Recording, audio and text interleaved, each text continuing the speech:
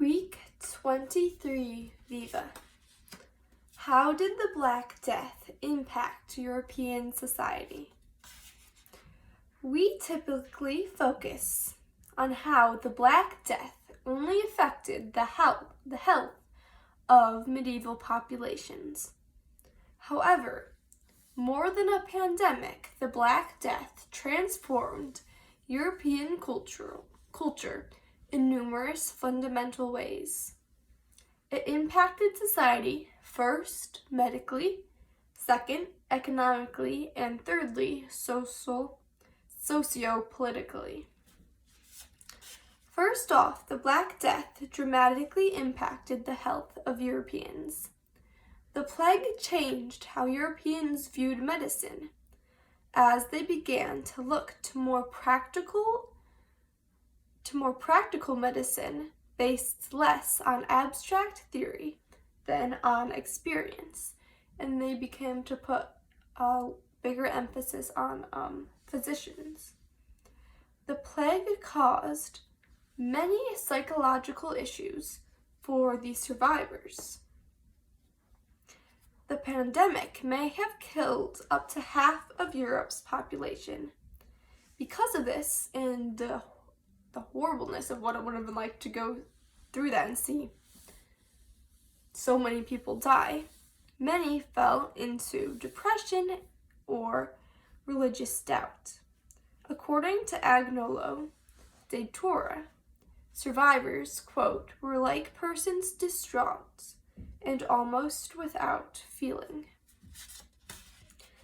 Other contemporary resources relate other manifestations of psychological distress, including hostility, confusion, greed, remorse, and abuse, some of it which we'll talk in more detail about later. The Black Death left a dramatic imprint on European genes as well. Stephen O'Brien has argued that the Black Death is likely responsible for the high frequency of the CCR532 genetic mutation in people of European descent. This mutation provides improved immune protection against HIV, smallpox, and the plague, which makes sense because most people nowadays are not at very high risk from getting the bubonic plague.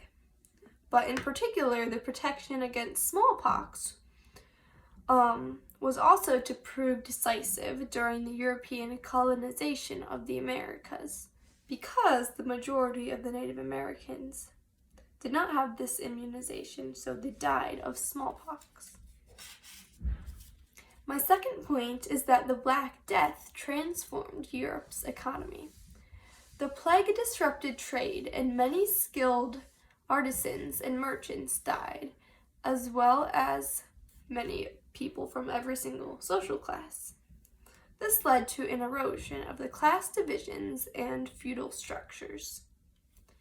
As peasants died, the demand for good workers rose, as well as the peasants' ability to be productive because they had more tools and more land to utilize. The remaining peasants began to demand higher wages from their lords. The authorities tried to restrain the workers by passing laws that kept the wages fixed. The Statute of Laborers, which was issued in 1351, decreed that every healthy, unemployed person under 60 was obliged to work for whoever wanted to hire him, or else they would be fined and put in the stocks as punishment. In some later cases, peasants who demanded higher wages would be branded on their forehead with the letter F. However, the majority of these restrictions didn't actually work, and because of the demand that was so high, some lords began to illegally pay their workers illegally, so more would agree to work for them. Some would get around the laws by not paying the workers more money, but they would give them food and other benefits to get them to work for them. Lords who were less generous often found out that they would lose control of their tenants. As peasants became more wealthy, some became free to move away from estates owned by lords, and they would begin to buy their own lands. According to Leonard Corey, as for peasants, quote, in general, wages outpaced prices, and the standard of living was subsequently raised, unquote. My third point is that the Black Death dramatically changed Europe's social and political culture. The Black Death led to the rise of central control of imports by monarchs. After the plague, most monarchs instituted measures that prohibited exporting food and set price controls on grain. These measures led towards a downward economic spiral because, when famine hit after the plague, countries were unable to buy grain abroad. The Black Death also led to a rise in anti-Semitic attacks. As the plague swept across Europe, Jews were taken as scapegoats because the greater population needed someone to blame because they didn't understand science or medicine that well. So the Jews were accused of deliberately poisoning the wells.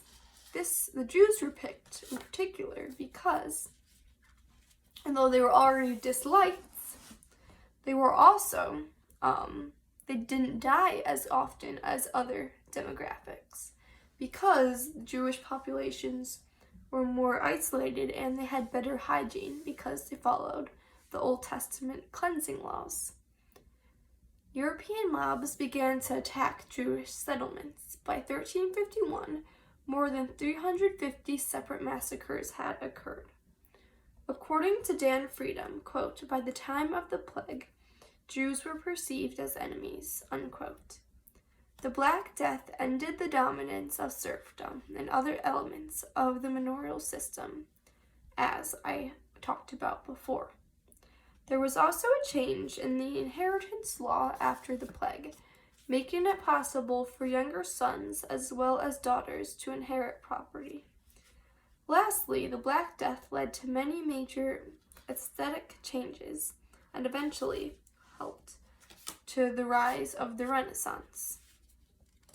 So, in conclusion, although we typically focus on how the Black Death affected the health of medieval populations, the Black Death was more than a pandemic. It transformed European culture in numerous fundamental ways.